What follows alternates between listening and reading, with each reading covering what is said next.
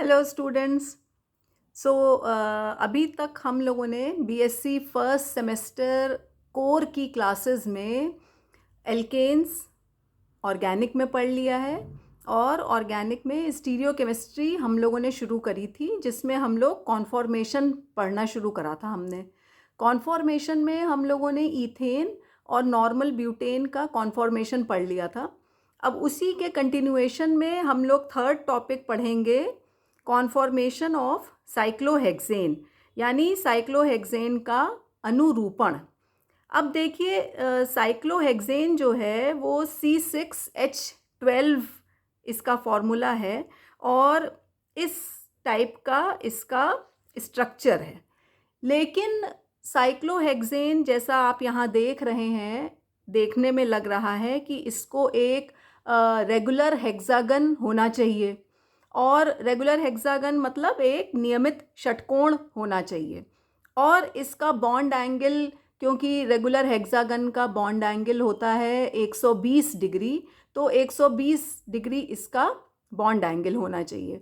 लेकिन एक regular hexagon और उसका एक बॉन्ड एंगल तब होता है जब ये मॉलिक्यूल आपका प्लेनर हो, एक सिंगल प्लेन में ये मॉलिक्यूल बना हुआ हो।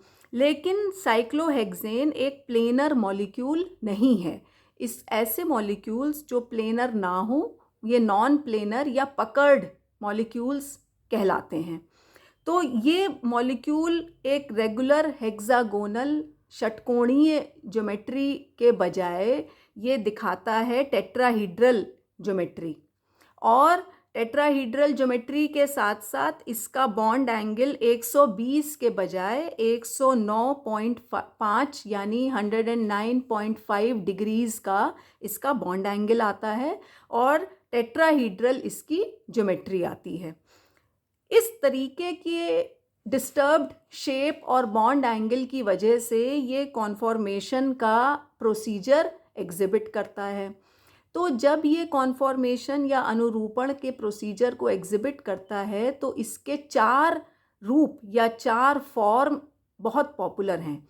उसमें से 2 फॉर्म्स होते हैं इनके लो एनर्जी या निम्न ऊर्जा स्वरूप, लो एनर्जी फॉर्म्स या लो एनर्जी कॉन्फॉर्मर्स, और 2 फॉर्म इनके उच्च ऊर्जा स्वरूप या हाई एनर्जी कॉन्फॉर्मर्स या फॉर्म्स होते हैं। लो एनर्जी फॉर्म्स बनते हैं इनके चेयर, जो सबसे कम एनर्जी का फॉर्म है। और अगर हम चेयर जो सबसे कम एनर्जी का फॉर्म है उसको 0 एनर्जी लेवल पे मान लें, तो उसके बाद दूसरा जो लो एनर्जी कॉन्फॉर्मर है वो आता है ट्विस्ट बोट। ट्विस्ट बोट का एनर्जी लेवल 5.5 है।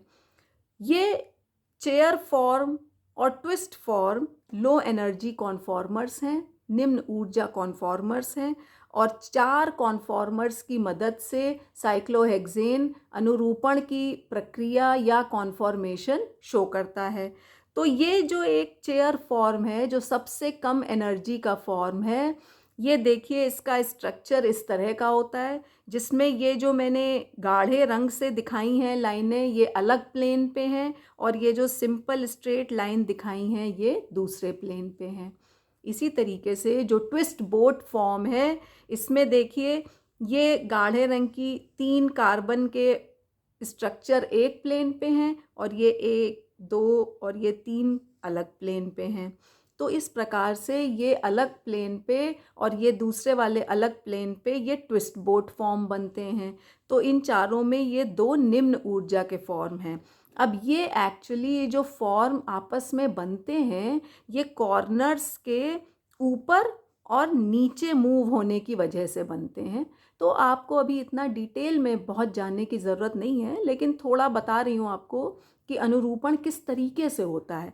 तो ये एक्चुअली मैंने आपको पहले भी बताया था, जब हम लोग ईथेन और ब्यूटेन पढ़ रहे थे, तब भी मैंने आपको बताया था कि ये रोटेशन की वजह से कॉन्फॉर्मेशन का पूरा प्रोसीजर एग्जीक्यूट होता है।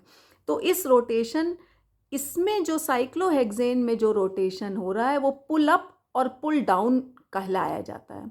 ओके।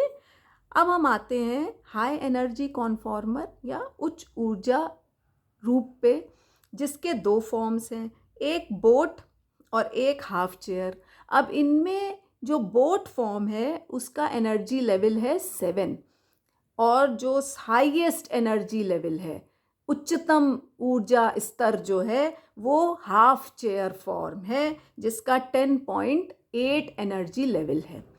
तो ये जो बोट फॉर्म है इसको कई बार इस तरीके से ना बना के पूरा स्ट्रेट लाइन में बोट के रूप में बना देते हैं, लेकिन सही रूप इसका यही है, जिसमें ये 3 कार्बन देखिए अलग लेवल पे हैं, अलग प्लेन पे हैं, और ये पीछे वाले अलग प्लेन पे हैं।